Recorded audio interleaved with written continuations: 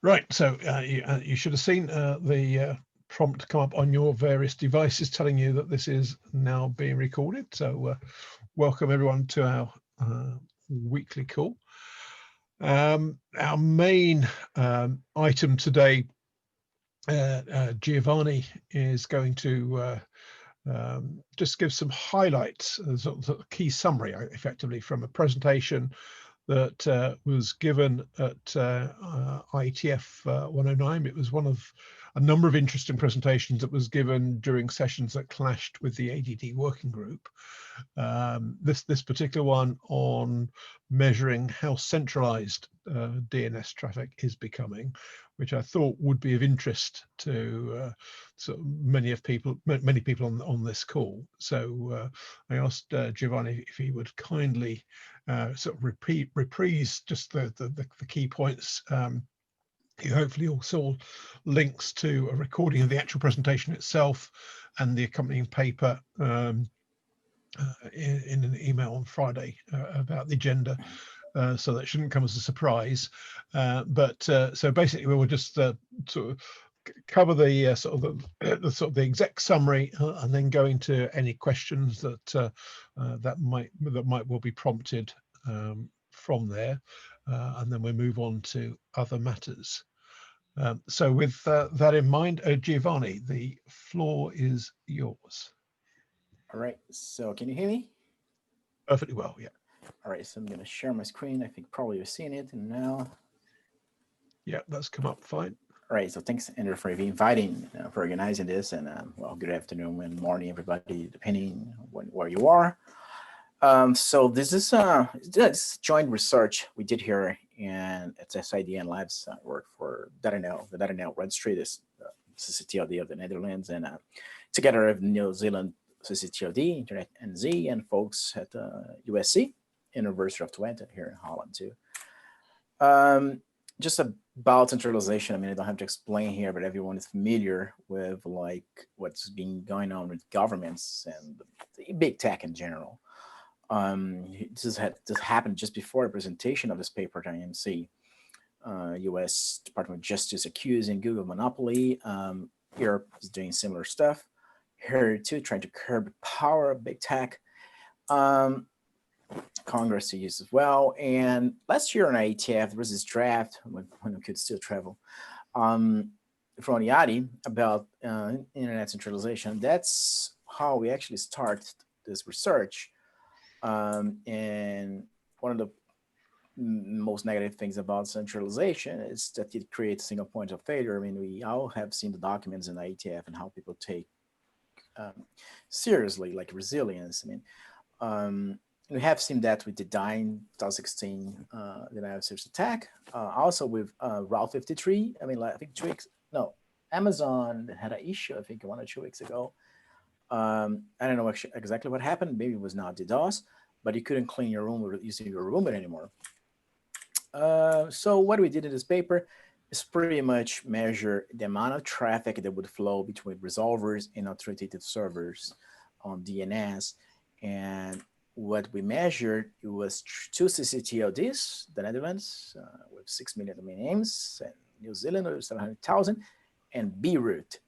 And so we just took 1 week of data from each of those CCTLDs per year, 2018, 19, and 20, from NL, NZ, and Beirut. And you just determine how much traffic came from each of those 5 cloud providers and content providers. We could have chosen more. We keep to 5 because they're among the biggest, and Facebook is the biggest social networking out there. Cloudflare and Google, they have public resolver services. And so in total, we got 55 billion queries. And so what did we find? This is Beirut. This is the ratio of queries that comes from each provider here to Beirut. And you see that's roughly 10% of the traffic to Beirut coming from these 5 cloud providers and content providers. But if you look at New Zealand, it's rather different. It's like almost 1/3 here. And the Netherlands is even worse. It's above 1/3 here, above 30% actually. So what we see is that 1/3 of the queries from the CCTLDs, they come from 5 companies only.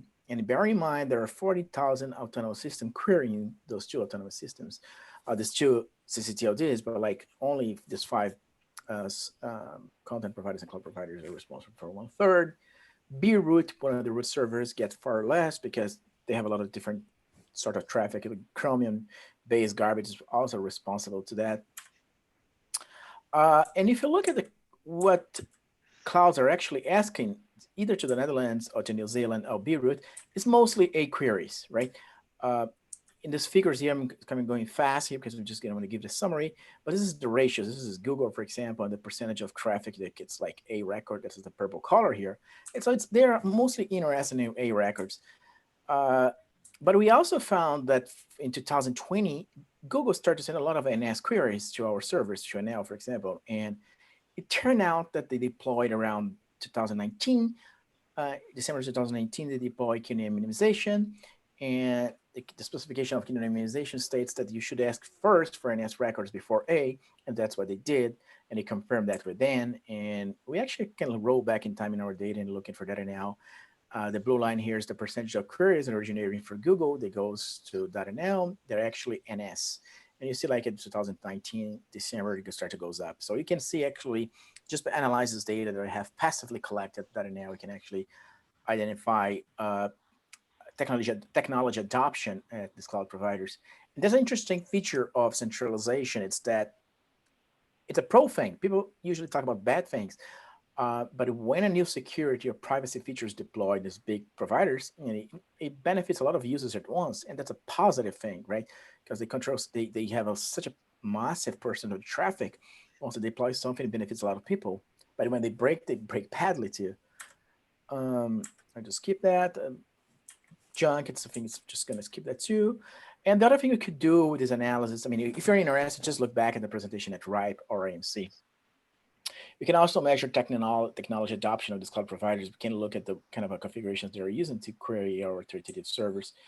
And you see there's a massive difference among DNSSEC validation. You would expect these cloud providers would be very similar in terms of validation and technology adoption. It's very different. Cloudflare does a lot of validation. Microsoft barely does any. We also, when it comes to IPv4 and V6, we see that Google and Cloudflare, they're like 50-50 IPv4 v6 distribution when they carry out both NL and NZ. Facebook starts doing more v6, and I talked to the engineers later on, and we confirmed that, and we identify why. There are engineers on their side. And Microsoft and Amazon also do a lot of very little v6. So maybe it's because the infrastructure for v6 is far smaller than the v4. So for example, Amazon had this number of IP addresses contacted, and now 98% of them are actually v4 and only 1.28 were v6. Similar for NZ, similar for Microsoft. I'll skip that. We also see that most queries are sent over UDP. Facebook had more TCP, and they kind of figured out that later on, and with them as well, it turned out to be that there were Facebook resolvers were announcing smaller DNS buffer size, and that causes some truncation. And truncation, when they get a response with truncated, resolver should retry. So this very fast presentation, the summary is like concentration in these big providers is, or any sort of concentration, it's risky because it creates single points of failure. But it's interesting that this analysis allows us to identify the technology adoption very significantly in these providers in terms of DNSSEC, transport and routing. And centralization, there's a pro thing that benefits many users at once, many users all at once something gets deployed. But if it breaks, it affects a lot of people too. And I think just like, I expected the clouds really to be like on the edge when it comes to technology adoption, but like in the real world here, as you see these clouds here, this is the actual real clouds, the type of clouds we have on the real world. It's kind of similar to the clouds on the internet, these cloud providers. They're all different, and I think that's one of the conclusions we saw in this paper too. And I think that's it from my side. Fantastic, thank you, Giovane. Yeah, and as you say, they are indeed all different. Quite an amazing difference, for example, in the IPv6 sort of, traffic levels between them. Okay, with that very rapid run through and the sort of link to the paper here, does that sort of throw up questions or indeed comments or observations from people? You can sort of raise your virtual hand on Zoom or put a comment in the chat as you prefer. Just let me know if there's anything that sort of jumped out at you that you think is worth commenting on. There's Glenn, I think, is raising his hand. Yeah, hey there. Yeah, indeed. Yeah, Glenn. So please come in. So, one of the things that pops out of me, though, when you say, a pro is that new security features get deployed, isn't it also a con if you only have 5 entities basically running so much of the queries that they can also block out new features they don't want to have deployed? So, and DNSSEC being a really good example of, well, the browsers really never picked up DNSSEC and deployed it inside the browser itself, which has been a real hindrance for DNSSEC deployment. So, this would seem to me to be a massive con because we now have a centralization not of just the queries, but of the technology that gets adopted. That is correct. It's up to each provider to decide what they want to do, right? And they have this power in their hands. I haven't thought of that they have so much power to decide what technology gets to be deployed, to leave actually, and be popular or not. But you're right. You're absolutely right. But I'm not sure if you had a question or what was more a comment. But I agree. It was more a comment. yeah, and I agree with what you said. Yeah. Okay, thanks, Glenn. I see John has also raised his virtual hand. So do you want to come off mute, John? Yeah, hi. Thanks for the presentation. Very interesting. Since your data spans about 3 years, and the local root initiatives have been happening with more frequency over those 3 years, did you see in your data sets any results of local root implementation across cloud providers, or has that not yet made itself apparent?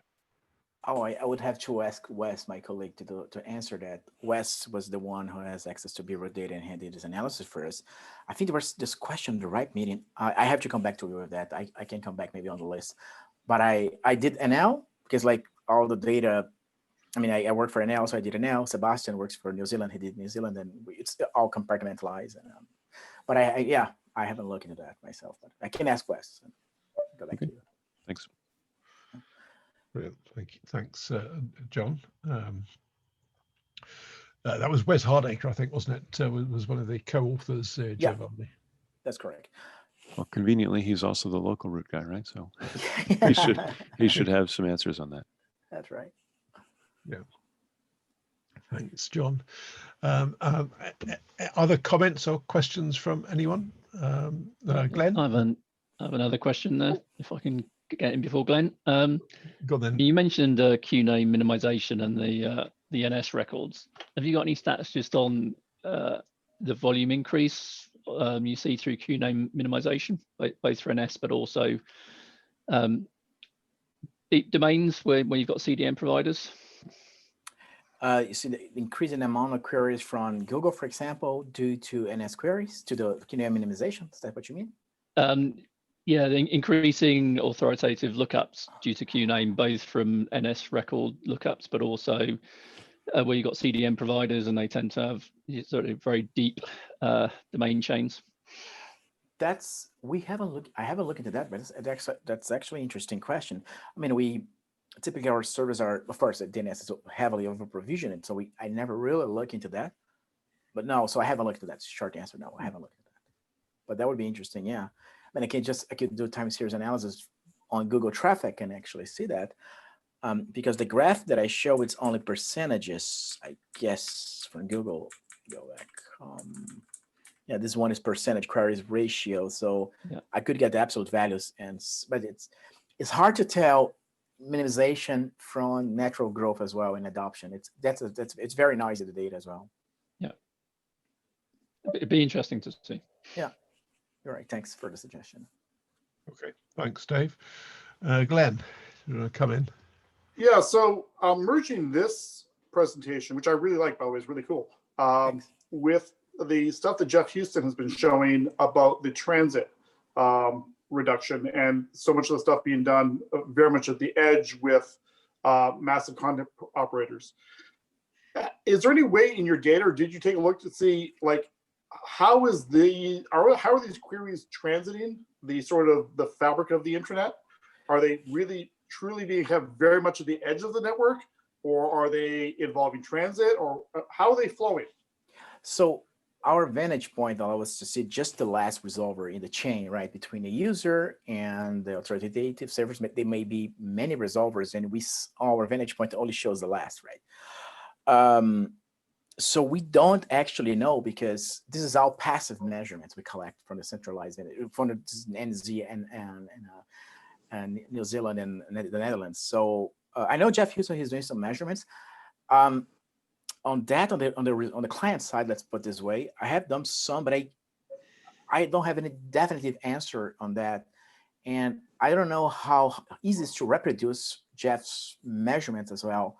I mean, it's I've seen his presentations, but I still, like, for me, it's a little bit like a black box. I don't know exactly what's going on in there. It would be interesting maybe to look at that last query that you see and see how it transited to get to you from the engine that asked it to you. Like, what pathway did it flow through?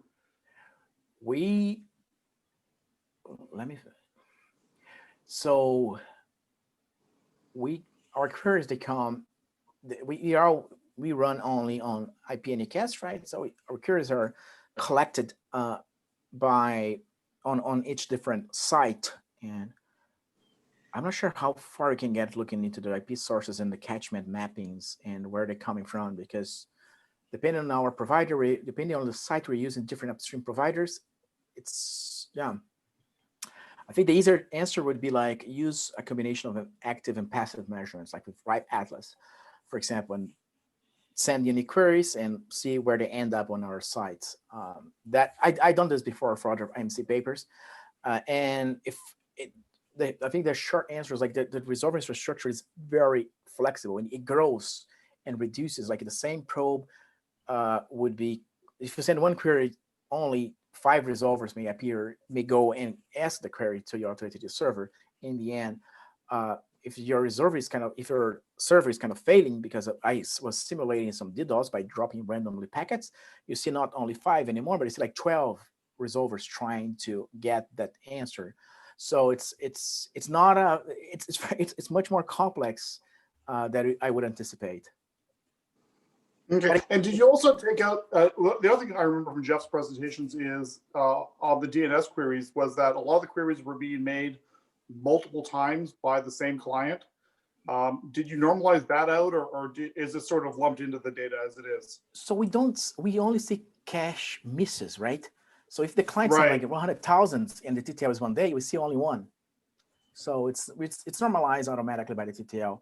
I guess we don't see actually user queries. We see like whoever sending queries to us, and we are seeing if it's an application running on a cloud. Facebook, I mean, we send tons of queries to us, but there's no single resolver from Facebook you can send queries and get an answer. I mean, this is how people are using their apps and their platforms.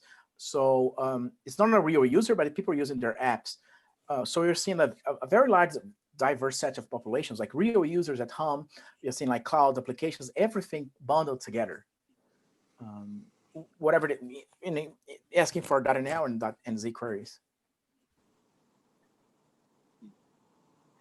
Maybe that could be a further paper, do something collaboratively with the AppNIC team, Giovane. Yeah, I mean, I tried to talk to Jeff. That would be nice, but I mean, they have a lot of constraints in their data sets because of Google and privacy, and like it's not that easy on their side either to like give other people access to that data. Yeah. So, and privacy is pretty tough, of course. Indeed. Before I go back to John, Zaid asked a question on the chat, which I'll just read out. If you had to factor in the redundancies these clouds have deployed, do you come up with the same centralization risk this surfaces? So if we factor the redundancy this cloud has deployed, what is the second part of the question? So if you had to factor in the redundancies these clouds have deployed, do you come up with the same centralization risk? Oh, I mean, in terms of redundancy, they deploy the number one cache sites, upstream providers. There's so many things you can actually. I don't know, Zaid, if you're able to come off mute to elaborate. You might not be somewhere where you can talk at the moment. Yeah, sorry. Can you hear me okay? Yeah. Perfect. Yeah, so I think it's important to quantify risk, and I think it's having, for example, carrying 30% of these 5 clouds, or carrying 30% of the traffic. If one of them, disappears tomorrow or next minute, clearly that will have a huge impact. But really, I think to have a more accurate level of risk, and I'm just referring here to risk in terms of service outage. It would make sense to try to establish some sort of a model, I guess, to how redundancy is characterized and how robust, say, service is, in order to really come up with an overall picture. It's just, I think, just to say it's risky because 30%, gives maybe very strong alarm that may not be very accurate. Yeah, so I'm curious as to. It's a very valid question, and it's very difficult to answer as well. But I think it was Bruce Schneier who said, there's no cloud, it's just somebody else's computer. And these cloud computer companies, they do a lot of good stuff. They're pretty good, in general, but they get a lot of bad press when things break, right? So I think in some sense, they're like the big banks. They become too big to fail. And if they fail, it's terrible, it's catastrophic. But with the sort of measurements we have view on layer 3. So we don't see anything layer 2 or any sort of other redundancy below that either. So what I'm trying to say, quantification of this can be done at the IP layer.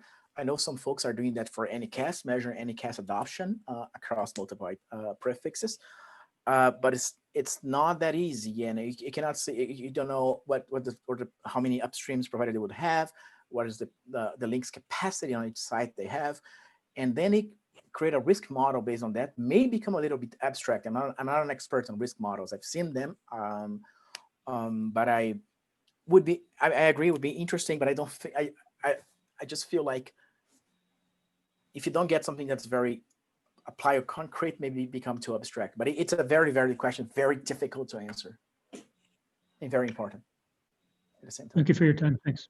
Okay, thanks, Zaid. John. Hi again. I would make a poorly justified assertion that this actually undercounts centralization. What I didn't see in your lists were any of the largest ISP resolvers who, depending on where you look at it from what perspective, are certainly up there in the same kind of quantity of queries, and especially coming from places like India and China, where there are hundreds of millions of users behind an individual resolver set.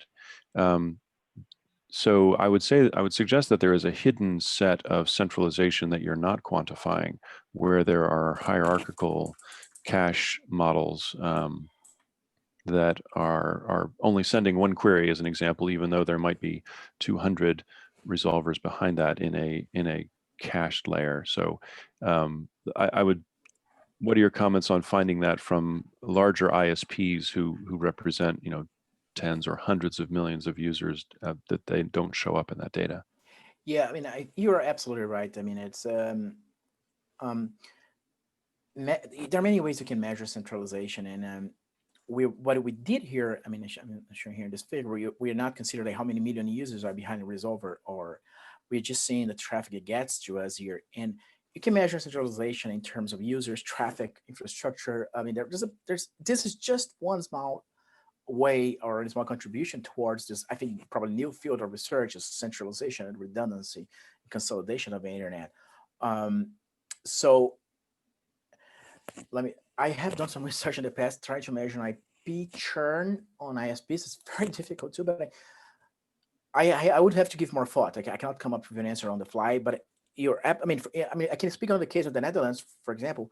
We get more queries from the United States than from the Netherlands itself, because A lot of Dutch people are just using the applications from the cloud, from the American companies, the big tech American companies.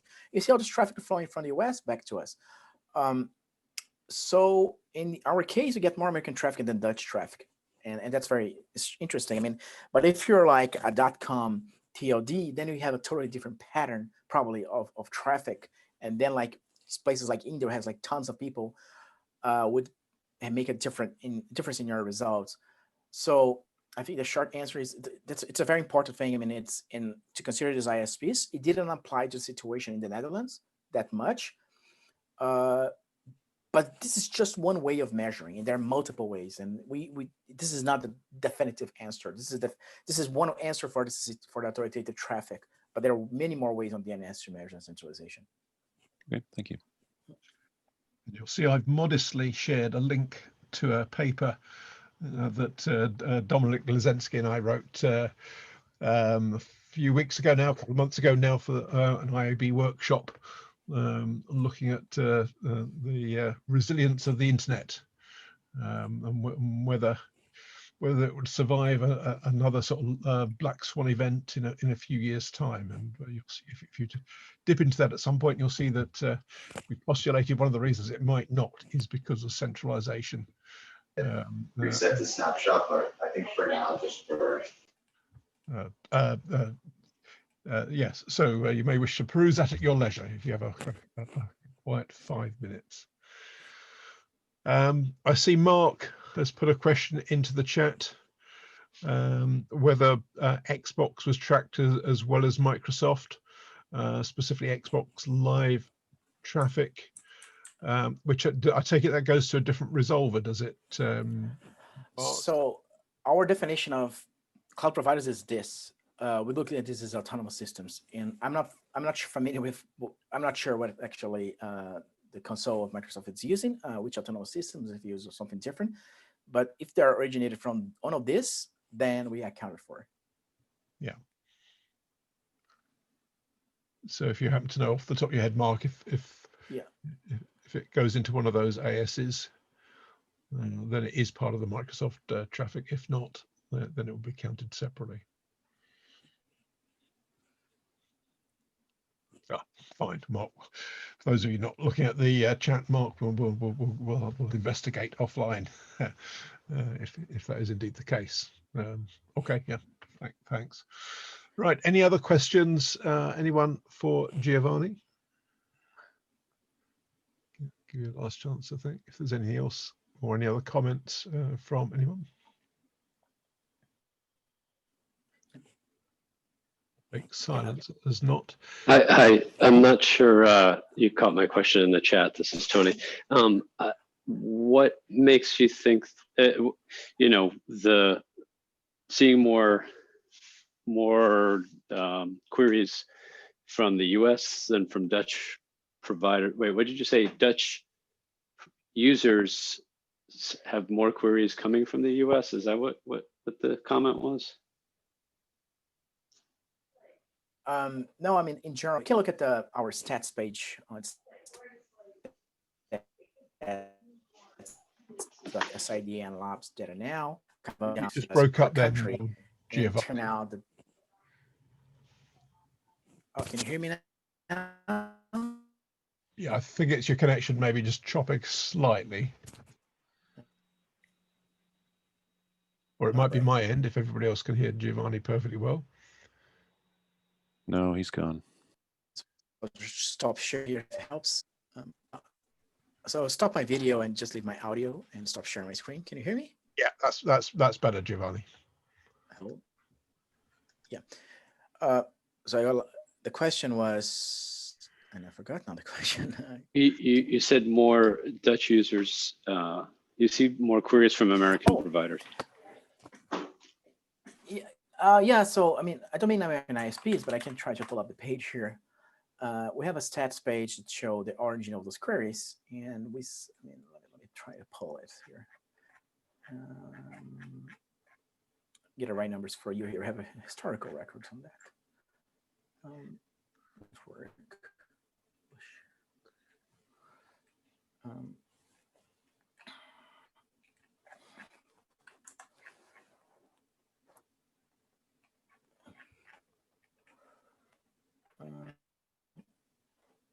Yeah, I can share here. I'm trying to share screen. Can you see it? It's not come up. It says that you started sharing a screen. It says double click to enter full screen mode on mine. I don't know if other people. Oh, there it is. Yeah, it's come up. So this is our stats page. Stats.SIDN labs.nl, and you see like 25%. Oh, this is validating resource. It's DNS. Let's see DNS then.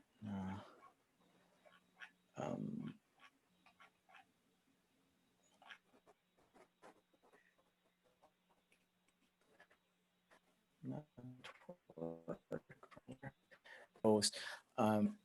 The more the oh here US my theory is because It's doing bad things to your sound again, Giovane, unfortunately. providers, I mean, they so it's just stop sharing. So you can get this information on our site, and can you hear me now? Yeah, it's come back again now. Yeah. And it's mostly from the US. Yeah, it's mostly from the US, and I cannot explain why, but my theory is like this cloud providers and the big tech and people using their platforms. Okay, well, we can look at the stats offline. Thank you for that. And I see a question, well, a comment from John in the chat. Quad 9 doesn't originate from a single AS, so it wouldn't show up in these stats as a monolithic source of addresses. Not sure if that also applies to other public resolver infrastructures. Cloud9 is run by. Is this Cloudflare one? I mean, no, Quad 9. So that's Quad 9 is a resolver in its own right, just like Cloudflare or. Yeah, that's run by, who runs that? Quad 9 runs it. Yeah, we're independent. Yeah.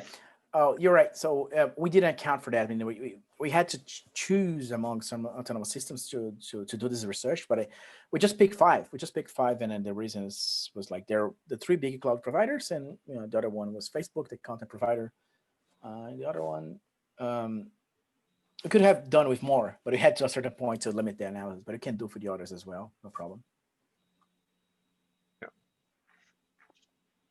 So it wasn't intended to be the top 5 as such. It was just those 5 for the purposes right. of this paper. Yeah. Fantastic. Okay, well, I think we'll draw a line there, Giovane. That's a very interesting paper.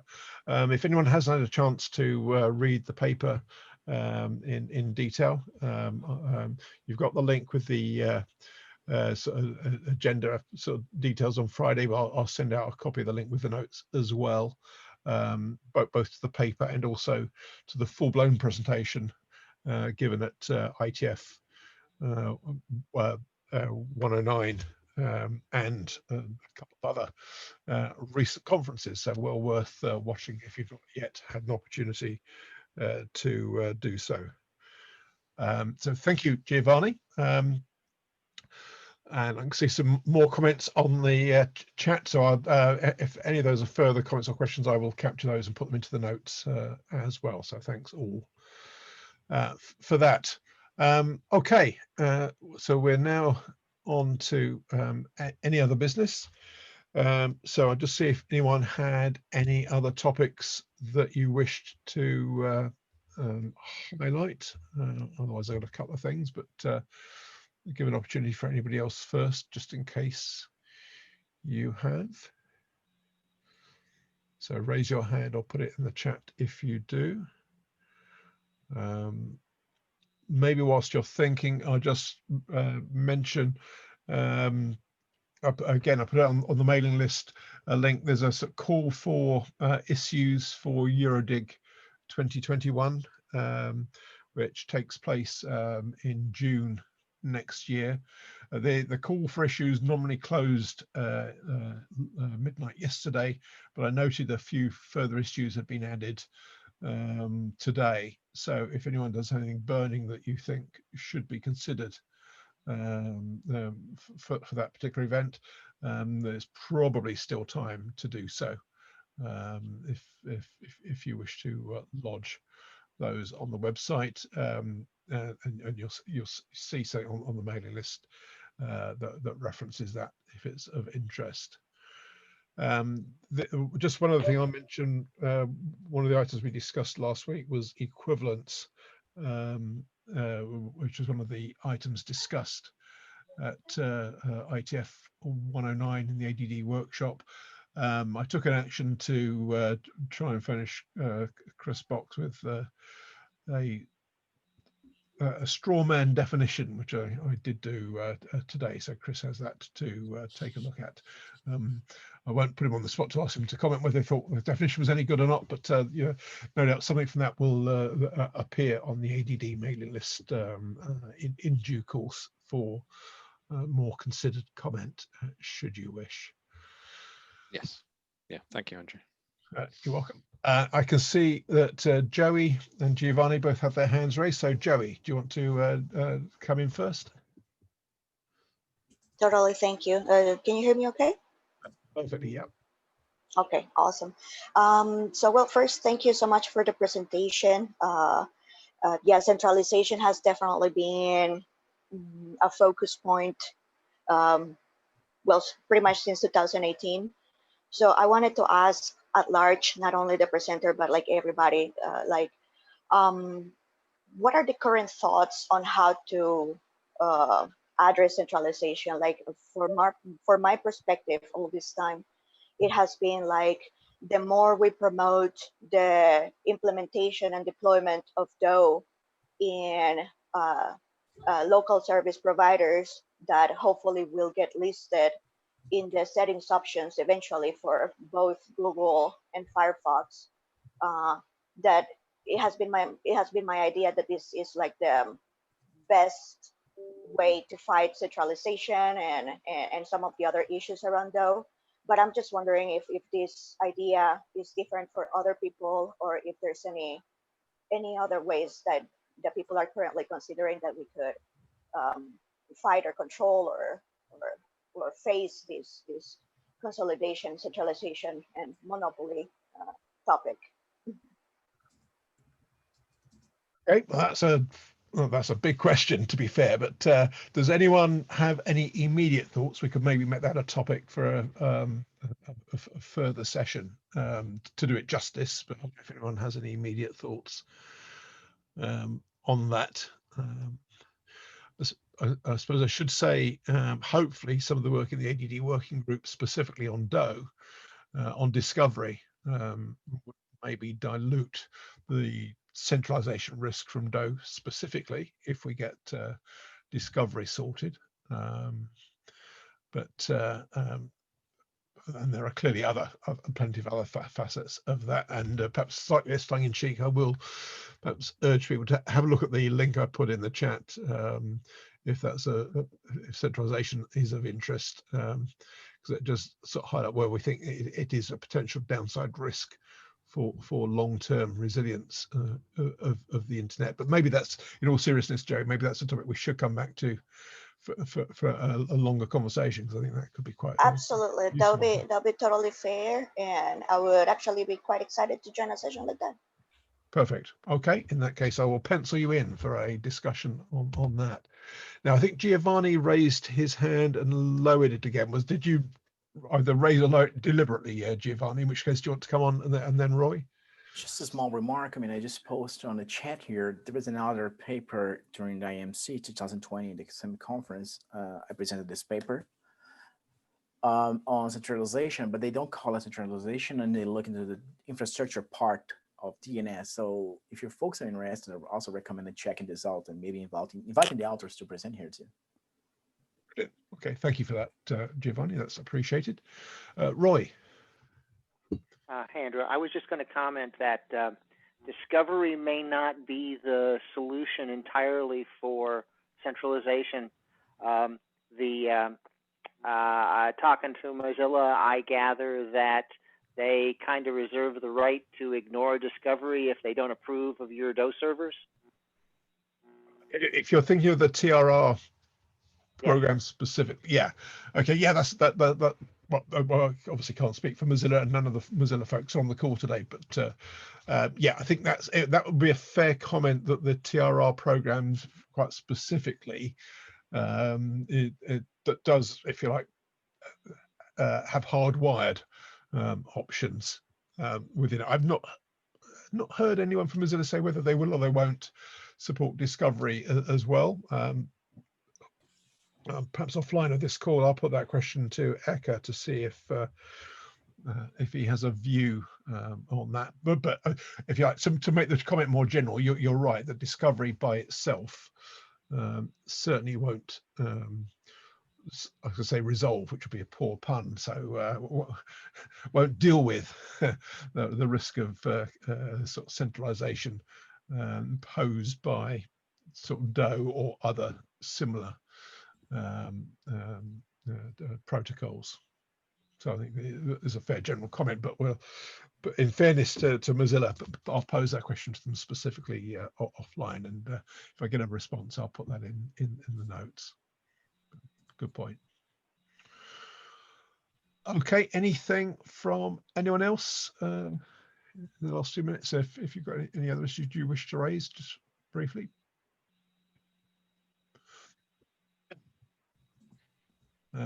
If not, I'll just remind you that we've got a sort of session lined up next week as well. Sarah is going to come on and give a presentation, also DOE related. So the details of that will come out through this week. So if anyone has anything else you want to cover during the call, as well as her presentation, then just drop me a line offline, and I'll add you to the list for next week, which is 14th of December. I don't know how that happened, getting to the end of the year real quick, but never mind. Right, on that cheery note then, thanks everyone for joining the call today. Have a fantastic week, and we'll speak this time next week as well. So have a great week, everyone. Thanks, Andrew. Andrew. Thank you. Bye. Thank you. Bye. Thank you. Bye. Bye.